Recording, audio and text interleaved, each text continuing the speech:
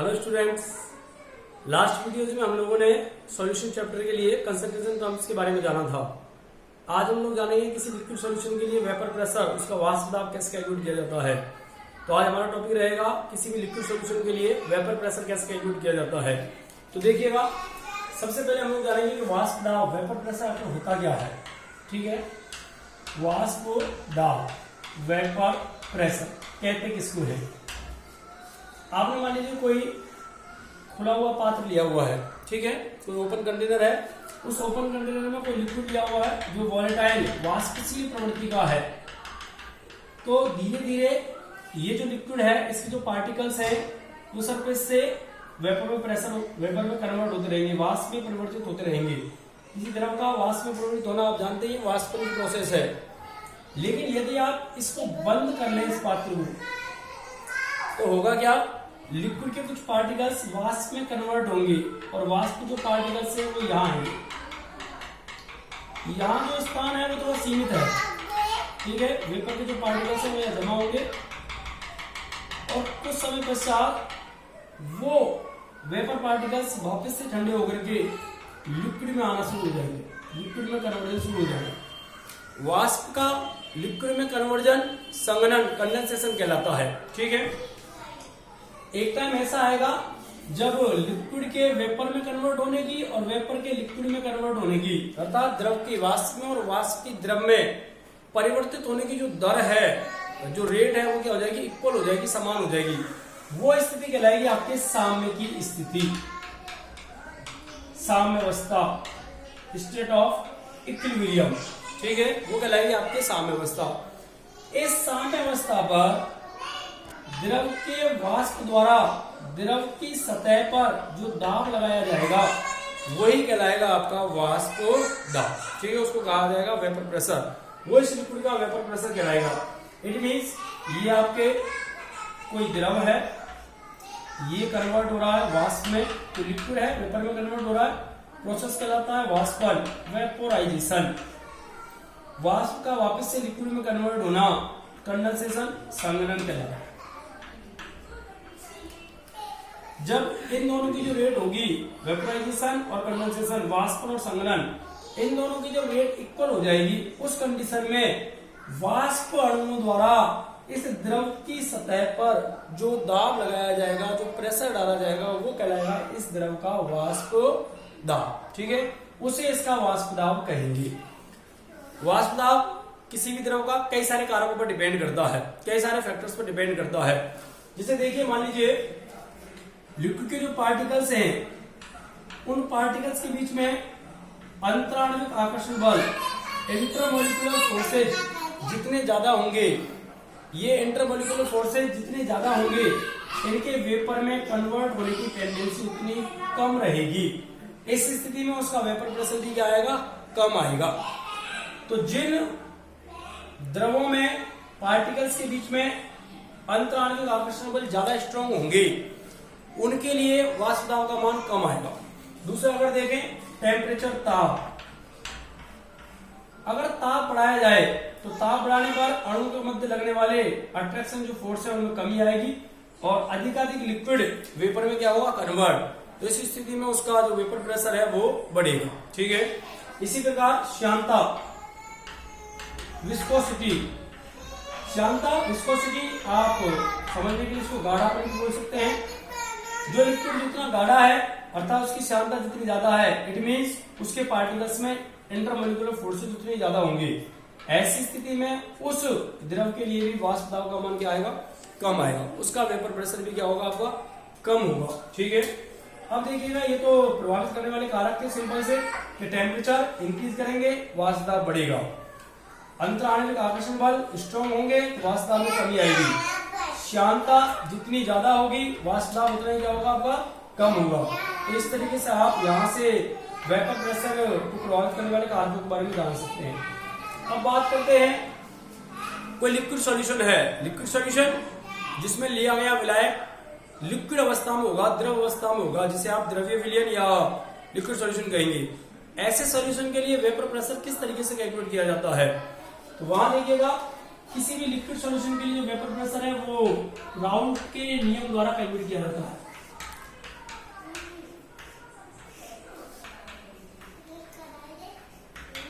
Raoult's law, ठीक है, books में आपको राहुल भी लिखा हुआ मिल सकता है, राहुल का नियम, ठीक है, नॉट राहुल, इट्स राहुल, राहुल का नियम, ठीक है। इस नियम के द्वारा आप किसी भी लिक्विड सॉल्यूशन के लिए उसका दिए गए टेम्परेचर पर वेपर प्रेशर कैलकुलेट कर सकते हैं। किस तरीके से देखिए ये नियम क्या कहता है, इस नियम के अनुसार किसी विलयन में किसी वाष्पशील अवयव का जो वाष्प दाब होगा वो विलयन में उपस्थित उसके मोल अंश के क्या होता है, समानुपाती। अर्थात वाष्प दाब, किसी भी अवयव का जो वाष्प दाब होगा वो विलयन में उसके मोल अंश के क्या आएगा, आपका समानुपाती आएगा, ठीक है। कोई भी सॉल्यूशन है, उस सॉल्यूशन में कोई भी आपका वाष्पशील वॉलेटाइल कंपोनेंट है, उस वॉलेटाइल जो कंपोनेंट होगा, जो वाष्पशील अवयव होगा, उसका जो वाष्प दाब है वो विलयन में उपस्थित उसके मोल अंश के क्या आएगा, आपका समानुपाती होगा, ठीक है, मोल अंश के समानुपाती होगा। अब इसको दूसरे तरीके से रिप्रेजेंट किया जाता है कि किसी विलयन में किसी वाष्पशील जो अवयव है, ठीक है, वॉलेटाइल जो कंपोनेंट है, उस वाष्पशील अवयव का जो आंशिक दाब है, आंशिक दाब या वाष्प दाब के संदर्भ में ही है, आंशिक वाष्प दाब बोल सकते हैं आप, आंशिक दाब जो है वो उसके शुद्ध अवस्था में वाष्प दाब और उसके मोल अंश के गुणनफल के क्या होता है, समानुपाती होता है। इस तरीके से भी राहुल के नियम को कहा जा सकता है कि किसी विलयन में उपस्थित वाष्पशील अवयव का आंशिक दाब उस अवयव के शुद्ध अवस्था में वाष्प दाब और मोल अंश के गुणनफल के क्या होता है, समानुपाती होता है। अथवा आप इस तरीके से भी इसको बोल सकते हैं कि किसी विलयन में किसी वाष्पशील अवयव का जो आंशिक वाष्प दाब होगा या आंशिक दाब होगा वो उसके मोल अंश के क्या होगा, समानुपाती होगा। विलयन में उसका जो मोल अंश प्रेजेंट है उसके क्या होगा, समानुपाती होगा। उसका मोल अंश जैसे जैसे इंक्रीज होगा उसका जो आंशिक प्रेशर है, पार्शियल प्रेशर जो है वो भी क्या होगा, आपका इंक्रीज होगा, ठीक है। अब देखिएगा आंशिक वाष्प दाब, आंशिक वाष्प दाब प्रोपोर्शनल टू विलयन में उपस्थित उसका मोल अंश, ये अपना कंसेप्ट है। इस कंसेप्ट का यूज करते हुए हम लोग आगे किसी भी लिक्विड सॉल्यूशन के लिए क्या कैलकुलेट करने वाले हैं, वेपर प्रेशर कैलकुलेट करने वाले हैं। किस तरीके से वेपर प्रेशर कैलकुलेट करेंगे अब देखिएगा, ठीक है। राउल्स लॉ को अप्लाई करेंगे अब हम लोग।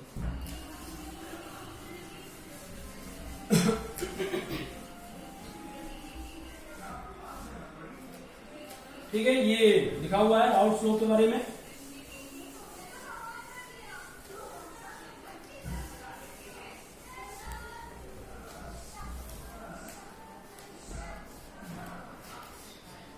अब हम एग्जाम्पल के रूप में लेते हैं द्रव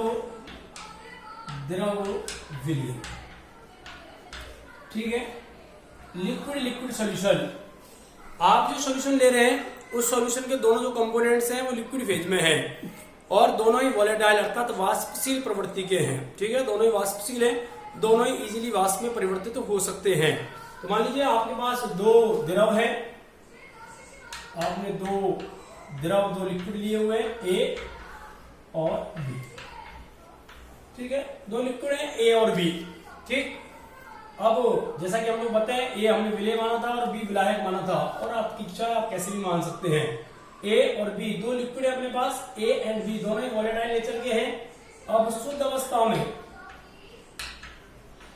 जब ये प्योर फेज में होंगे, शुद्ध अवस्था में इनके जो वाष्प दाब हैं किसी पर्टिकुलर टेम्परेचर पर, ठीक है, किसी निश्चित ताप पर किसी भी द्रव का जो वाष्प दाब होता है वो निश्चित वैल्यू होती है, कांस्टेंट वैल्यू होती है। अगर आप टेम्परेचर चेंज नहीं कर रहे हैं तो किसी भी लिक्विड का जो वाष्प दाब होगा वो एक कांस्टेंट वैल्यू होगी। तो मैं यहाँ किसी निश्चित ताप पर शुद्ध अवस्था में इन दोनों के वाष्प दाब मानता हूँ। इसका शुद्ध अवस्था में वाष्प दाब है P नॉट A और इसका शुद्ध अवस्था में वाष्प दाब है P नॉट B, ठीक है। अब इन दोनों को मिक्स किया गया, मिक्स करने के बाद जो विलयन बना है, विलयन में इनके जो मोल अंश हैं, मोल अंश मोल फ्रैक्शन, ठीक है, अवयव के मोल डिवाइडेड बाई टोटल मोल। तो इनके जो मोल अंश हैं वो क्रमशः है XA तथा क्या है XB। इसका मोल अंश XA है और इसका मोलेंस है आपका एक्स बी। ठीक है, अब इनके जो आंशिक वाष्प दाब है,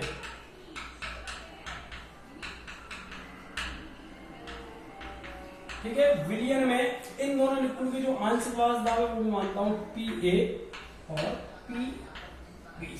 ठीक है, एक हो गया आपका पी ए और एक हो गया आपका पी बी। अब राउट के नियम से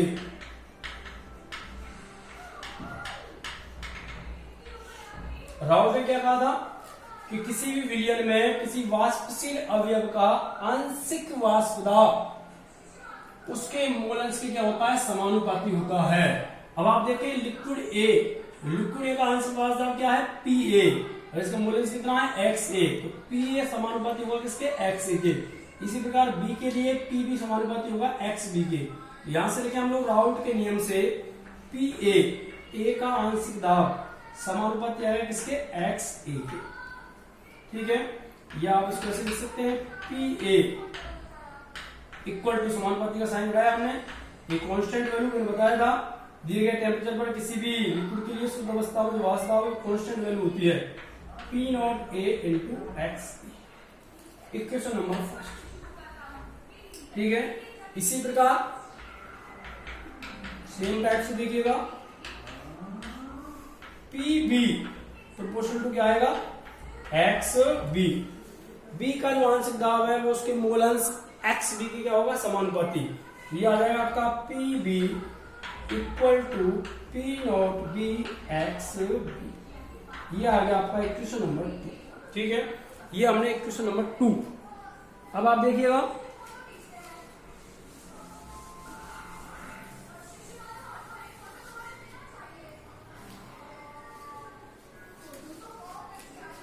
विलयन का कुल वाष्प दाब हमें कैलकुलेट करना है।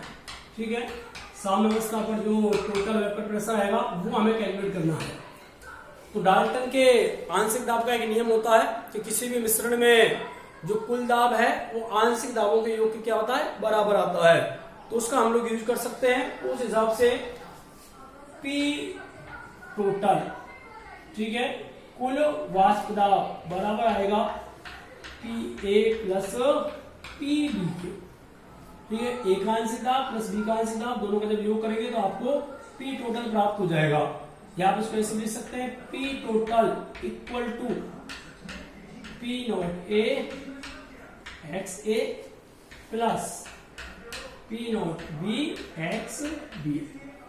पी ए और पी बी की जो वैल्यू है वो मैंने इक्वेशन नंबर फर्स्ट और सेकंड से यहाँ रखी है। ये आ गया आपका पी टोटल। ठीक है, यहां से आप ये कैलकुलेट कर सकते हैं P naught A X A plus P naught B X B. अब देखिएगा, चूंकि आपको याद होगा मैंने बताया था किसी मिश्रण में जो मोल फ्रैक्शन होते हैं, मोलर्स जो होते हैं उनका योग हमेशा क्या होता है, 1। X A plus X B is equal to क्या आ गया आपका 1। इसे आप क्वेश्चन नंबर 3 डाल सकते हैं। ठीक है, X A plus X B is equal to 1। तो इसीलिए X A is equal to क्या हो जाएगा, 1 माइनस एक्स बी। ठीक है, अब एक्स ए की जो वैल्यू है वो आप यहां पुट कर दीजिए। क्या आ जाएगा आपका P total equal to P naught A 1 minus X B plus P naught B X. आगे देखें, P total equal to P naught A, इसको मल्टीप्लाई किया, minus P naught A X B plus P naught B X. आप इन दोनों को देखें, इन दोनों में एक्स भी कॉमन आ सकता है। ये हो जाएगा आपका P total equal to P naught A plus P naught B minus P naught A into X. इस फॉर्मूले का यूज भी आप टोटल वेपर प्रेशर कैलकुलेट करने में कर सकते हैं। उसके अलावा आप एक्स बी के स्थान पर 1 माइनस एक्स से रख के भी इस फॉर्मूले को मॉडिफाई कर सकते हैं। बहुत ही इजी है। x प्लस एक्स की वाली इक्वेशन मैंने यहाँ यूज किया है, और ये आपका पी टोटल कैलकुलेट करने का तरीका है। कोई भी लिक्विड सॉल्यूशन जिसमें मिलाए गए दोनों लिक्विड वाष्पशील अवस्था में हो, ऐसे विलयनों का कुल वाष्प ज्ञात करने के लिए आप राउल्ट के नियम का यूज कर सकते हैं और इन फॉर्मूलों से कैलकुलेट किया जा सकता है। अब राउल्ट लॉ के अकॉर्डिंग ये जो हमने कैलकुलेट किया है इसे ग्राफ द्वारा रिप्रेजेंट करेंगे। देखिए किस तरीके से ग्राफ बनाया जाएगा। ठीक है,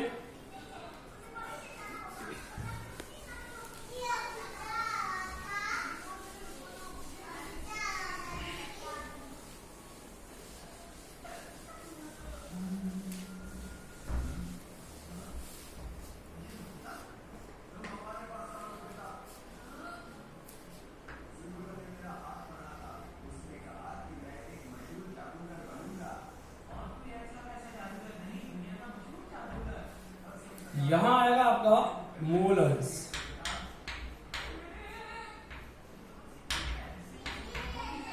ठीक है, इधर आएगा आपका वाष्प दाब,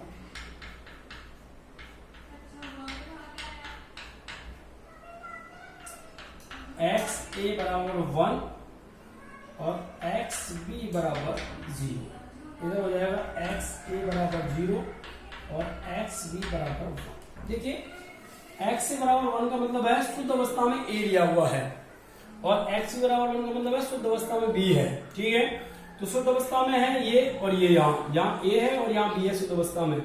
हम ये मान के चल रहे हैं कि जो b है वो a की तुलना में अधिक वाष्पशील है, तो दिए गए टेम्परेचर पर इसका जो वाष्प दाब है वो a के कंपेरिजन में क्या आएगा, कम आएगा। अब a के लिए शुद्ध अवस्था में वाष्प दाब मान लीजिए यहाँ है आपका, ये हो जाएगा P नॉट A शुद्ध अवस्था में A का वाष्प दाब। B के लिए शुद्ध अवस्था में वाष्प दाब यहां है, ये हो जाएगा आपका P नॉट B। अब देखिए शुद्ध अवस्था में यहां था, इधर जाते समय इसके मोलन्स में क्या आ रही है, कमी, यहाँ 0 हो गया। जब मोलन 0 हो जाएगा तो इसका आंशिक वाष्प दाब भी क्या हो जाएगा, 0। तो इसका जो ग्राफ है वो इस तरीके से आएगा आपका, धीरे धीरे मोलन्स के साथ साथ क्या हो जाएगा, कम, ये यहाँ टच करेगा। ठीक है, इसी प्रकार शुद्ध अवस्था में B का वाष्प दाब यहाँ है, जब इसमें A को मिक्स करते जाएंगे तो इसके आंशिक दाब में कमी आएगी और मोलन्स घटने के साथ साथ देखिएगा इसका जो ग्राफ है वो आएगा इस। ये वाली जो लाइन है वो रिप्रेजेंट करती है PA को, जो बराबर होता है P नॉट A एक्स के। ये वाली जो लाइन है वो रिप्रेजेंट करेगी PB को, B के आंशिक दाब को, जो बराबर होगा P नॉट B एक्स के अकॉर्डिंग टू राउल्ट्स लॉ। इन दोनों बिंदुओं को मिलाने वाली जो लाइन आएगी आपकी, ये रिप्रेजेंट करती है P टोटल को, जो इक्वल होगा PA प्लस P। ये राउल्ट्स लॉ के अकॉर्डिंग किसी लिक्विड सॉल्यूशन के लिए वाष्प दाब और मोलन्स के मध्य संबंध को दर्शाने वाला ग्राफ है। सिंपल सा, इस तरीके से आप इसे रिप्रेजेंट कर सकते हैं। ठीक है, अब देखिएगा आगे क्या है कि मान लीजिए कोई लिक्विड है, अब उस लिक्विड में आप कोई अवाष्पशील विलेय मिलाएं। अवाष्पशील विलेय जैसे नमक है, चीनी है आदि आप मिला सकते हैं। तो अवाष्पशील विलेय मिलाए जाने पर उस लिक्विड के वेपर प्रेशर पर क्या इफेक्ट पड़ता है, क्या उसका वाष्प दाब बढ़ जाएगा, घट जाएगा या नियत रहेगा, ये हमें देखना है। तो देखिएगा बड़ा सिंपल सा लॉजिक है कि जैसा कि मैंने बताया वाष्पन जो है वो एक सतही घटना है, अर्थात वाष्पन की क्रिया में किसी लिक्विड के सरफेस पर स्थित जो पार्टिकल्स होते हैं वो वेपर में कन्वर्ट होते हैं। तो यहां ये लिक्विड था मान लीजिए, ठीक है, इस लिक्विड के सरफेस पर जो पार्टिकल्स थे वो वेपर में कन्वर्ट हो रहे थे। ठीक है, अब मान लीजिए आपने इसमें कोई नॉन वोलेटाइल सॉलिड पदार्थ डाल दिया। ठीक है, अवाष्पशील कोई ठोस कण इसमें आपने डाल दिए, तो होगा क्या, वो जो पार्टिकल्स है वो आंतरिक भाग के साथ साथ सरफेस पर भी कुछ स्थान घेरेंगे। ठीक है, तो सरफेस पर उन्होंने थोड़ा स्थान घेरा, तो ऐसी स्थिति में पृष्ठ से वाष्पित होने वाले विलायक अणुओं की संख्या में क्या आएगी, कमी। जो विलायक अणु पहले अधिक मात्रा में वाष्पित हो रहे थे उनकी संख्या क्या हो जाएगी, घट जाएगी। ऐसी स्थिति में इसके वाष्प दाब में भी क्या आएगी, कमी आएगी।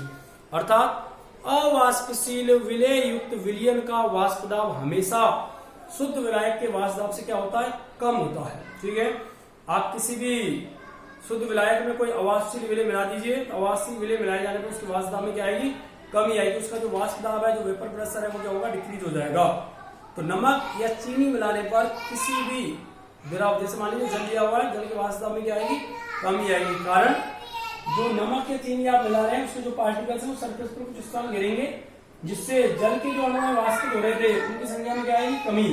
परिणाम स्वरूप उसका वाष्प दाब जो है वो घट जाएगा। ठीक है, कल हम लोग इसके बारे में और डिस्कस करेंगे कि ऐसी स्थिति में हम लोग जो सॉल्यूशन है उसका टोटल प्रेशर जो है वो किस तरीके से कैलकुलेट करेंगे। ठीक है, इस पर कई सारे न्यूमेरिकल्स भी बनते हैं जो नेक्स्ट वीडियो में हम लोग देखेंगे। ठीक है।